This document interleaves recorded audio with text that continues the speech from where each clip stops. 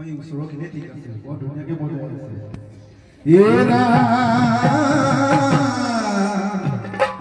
সিংহদ্বাৰে আছে নামঘৰ জিলিকাই বাট চৰাই আতে আমাকে সকিয়া ও আহি অভ্যন্তৰে ভকত সকলে কৃষ্ণ কৃষ্ণ বুলি সেৱা আগবঢ়ায়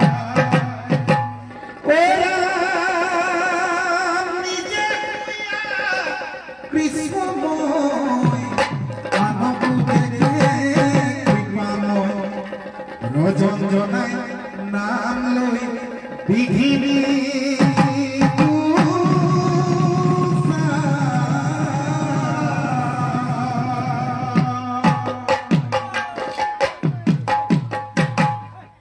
মোৰ মামা ল'ৰা দিগন্ত লগত লৈ আহিছো বোলে আমি কথা কোৱা মানুহ নহয় নামকে এফাকি গাম তই লেগেৰাটো ধুই দিবি গতিকে ইয়াৰ কাৰণে হাত চাপৰিটা দিব পাৰে আপোনালোকে এই মজা সেই হাত চাপৰিটোকে এতিয়া তালে তালে বজাই দিবচোন আৰু বেছি ভাল লগা হ'ব আমাৰ নামঘৰ সবাতকৈ ধুনীয়া নাম সিংহ নামঘৰৰ ৰখীয়া ও মনুষ্যৰ বাপচৰাই কৰে না ও বান্ধু কিনো সুন্দৰ হৰি নামে ভকতক মহিলা কিনো সুন্দৰ হৰি নামে ভকতক মহিলা আমাৰ নামঘৰ সবাতকৈ ধুনীয়া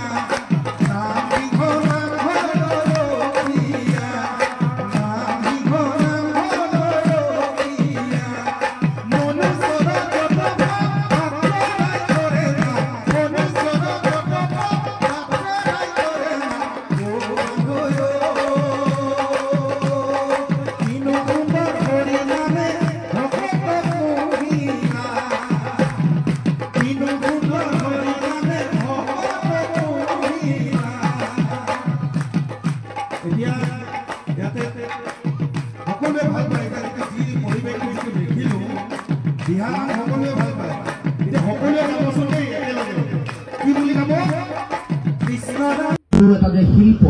সেই ৰাজীৱ শদিয়াৰ মৃত্যুৱে পুনৰ প্ৰমাণ কৰিলে এটা শৈল্পিক মৃত্যু ৰাজীৱ শদিয়াৰ হ'ল যদিও এয়া আমাৰ কাৰণে অপূৰণীয় ক্ষতি এগৰাকী অতি শক্তিশালী জাতীয়তাবাদ সম্পন্ন এগৰাকী গণশিল্পী আমাৰ মাজৰ পৰা হেৰাই গ'ল এইটো জাতীয় জীৱনৰ কাৰণে অপূৰণীয় ক্ষতি কিন্তু এই মৃত্যুৱে অসমৰ সমাজ জীৱনত জাতীয় জীৱনত বহু কথা কৈ থৈ গ'ল জনতাৰ হৃদয়ত যি ঘৰ সাজিলে ৰাজীৱ শদিয়াই বহু পেছাদাৰী বহুত শিল্পীয়ে জনতাৰ হৃদয়ত ঘৰ সাজিব পৰা নাই গতিকে এই কথা ৰাইজে উপলব্ধি কৰিব লাগিব যে কোনোবাই মঞ্চ দিছে কোনোবাই নাই দিয়া এইটো ডাঙৰ কথা নহয় কিন্তু জনতাৰ হৃদয়ত সেইজনেহে ঘৰ সাজিব পাৰে যাৰ জাতীয় চেতনা আছে যাৰ দেশত প্ৰেম আছে যি নিজৰ মাটিক ভাল পায় যি নিজৰ ভাষাক ভাল পায় যি নিজৰ সংস্কৃতি জীয়াই ৰাখিবৰ কাৰণে বহুত পুৰুষাৰ্থ কৰে গতিকে এয়া অসমৰ জনতাৰ আশীৰ্বাদ আৰু স্বীকৃতি এই যে মানুহৰ লগত মানুহৰ প্ৰাণৰ লগত মিলিব পাৰে মানুহৰ লগত হৃদয়ৰ লগত সম্পৰ্ক স্থাপন কৰিব পাৰে এই যে মাটিৰ লগত মিলিব পাৰে এইটোৱে প্ৰকৃত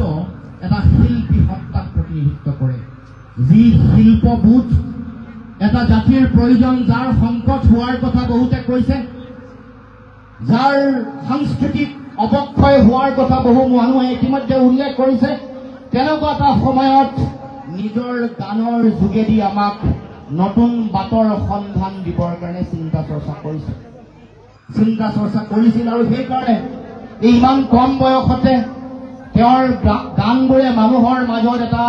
জাতীয় চেতনা জগাই তুলিছিল যেতিয়া আমাৰ সংকট হৈছে আমাক অন্যায় কৰিছে বিভিন্ন শক্তিয়ে অশুভ শক্তিয়ে তেতিয়াই মানুহৰ পক্ষত জনতাৰ পক্ষত থিয় দিছে। বহু শিল্পীয়ে বঁটা বাহনৰ লোভত, বহু শিল্পীয়ে ৰজাঘৰৰ তুষ্টিকৰণৰ চিন্তাত, তৈলমৰ্দনৰ চিন্তাত, ভয়ত ৰাইজৰ পক্ষত জনতাৰ পক্ষত মাত মতা নাই। কিন্তু ৰাজীৱ হদিয়াই জনতাৰ সংকটৰ কথা উপলব্ধি কৰি জনতাৰ হৈ মাত মাতিছে, কৈছে, চিঞৰি চিঞৰি কৈছে যে এয়া মোৰ জাতিত কৰা অন্যায়, এয়া মোৰ ভাষা কৃষ্টি সংস্কৃতিত কৰা অন্যায়, এয়া মোৰ মাটি ভেটি উচ্ছেদ কৰিবলৈ কৰা ষড়যন্ত্ৰৰ এটা অংশ। আমি জীয়াই ৰাখিব লাগিব তেখেতক, জীয়াই ৰাখিবলৈ তেখেতৰ আদৰ্শ জীয়াই ৰাখিব লাগিব। তেখেতৰ গানে যিবোৰ কথা কৈছিল, সমন্বয়ৰ কথা, য'ত অসমৰ জাতি জনগোষ্ঠীসমূহৰ বেলেগ বেলেগ হোৱাৰ চিন্তা, পৃথকতাবাদী মানসিকতা নাইকিয়া কৰি সমন্বয়ৰ সমাজ গঢ়িবৰ কাৰণে কৰা যিটো আহ্বান, সেই আহ্বানে পুনৰ আমাৰ গুৰুজনাৰ আদৰ্শ, মহাপুৰুষ শ্ৰীমন্ত শংকৰদেৱৰ আদৰ্শ, স্বৰ্গদেউ চাউলুং চুকাফাৰ আদৰ্শ, মহাৰাজ নৰনাৰায়ণৰ আদৰ্শকে পুনৰাই ৰাইজক সোঁৱৰাই দিবৰ কাৰণে, গানক সোঁৱৰাই দিবৰ কাৰণে তেওঁ প্ৰয়াস কৰিছে যে সমাজ গঢ়িবলৈ সমন্বয়েৰে আমাৰ সকলো জাতি জনগোষ্ঠীক একত্ৰিত কৰিব লাগিব। আমি বৰ অসমৰ ভেটি যদি শক্তিশালী কৰিব লাগে, আমাৰ মাজত একতা লাগিব, আমাৰ মাজত ভাতৃত্ববোধ লাগিব। যি অবিশ্বাসৰ বাতাবৰণ সৃষ্টি হৈছে এইটো নাইকিয়া কৰিব লাগিব। এইটো আমাৰ সকলোৰে। মোৰ আইন মুখৰ ভাষা, মোৰ কৃষ্টি সংস্কৃতি, এইবোৰ যাতে সদায় আমি সুৰক্ষিত কৰি ৰাখিব পাৰোঁ। কোনো শক্তিয়ে, প্ৰভুত্ববাদী আধিপত্যবাদী সংস্কৃতিয়ে যাতে আমাৰ সংস্কৃতিক নাইকিয়া কৰিব নোৱাৰে, নিশকতীয়া কৰিব নোৱাৰে, সেইবোৰ ৰাজীৱ হদিয়াৰ চিন্তা আৰু আদৰ্শত সেইবোৰ আছে আৰু সেইবোৰ আমি জীয়াই ৰাখিব লাগিব। জাতীয় সংগ্ৰামখন শক্তিশালী হলে ৰাজীৱ হদিয়াৰ প্ৰতি প্ৰকৃত শ্ৰদ্ধা অসমৰ ৰাইজে দিয়া হ'ব, অসমৰ ৰাইজে সন্মান জনোৱা হ'ব। যদি মোৰ অধিকাৰ যদি সুৰক্ষিত কৰিব পাৰো, মোৰ মাটিৰ, মোৰ উপৰি পুৰুষে দি থৈ যোৱা মাটি ভেটিত মোৰ ৰাজনৈতিক অধিকাৰ যদি আমি সুৰক্ষিত কৰিব পাৰো, সেই সংগ্ৰাম যদি শক্তিশালী ৰূপত আগবঢ়াই লৈ যাব পাৰো, তেতিয়াহে আমি ৰাজীৱ হদিয়াক প্ৰকৃত শ্ৰদ্ধা দিয়া হ'ব। গতিকে আপোচকামী ব্যক্তি আৰু আপোচবিহীন জাতীয় স্বাৰ্থত মেৰুদণ্ড বেকা নকৰা ব্যক্তিৰ যিটো শ্ৰদ্ধা আৰু সন্মান যে পৃথক, সেই কথা আজি এই টুপচিঙা গাঁৱত ৰাইজৰ উপস্থিতি এই কথা পুনৰ প্ৰমাণ কৰি দিলে। চুচৰি চুচৰি তৈলমৰ্দন কৰি নিজৰ স্বাৰ্থত, জাতীয় স্বাৰ্থ জলাঞ্জলি দিয়া মানুহতকৈ বহু সংকটত থাকি জাতিৰ হকে মাত মাতি স্বাভিমানেৰে জীয়াই থকা মানুহৰ মূল্য যে জনতাৰ ওচৰত বেছি, এই কথা প্ৰমাণ হৈ গ'ল, এই কথা পুনৰ প্ৰমাণ হৈ গ'ল। সময়ে কৈছে, ইতিহাসে কৈছে, জনগণে কৈছে যে কোনোবাই যদি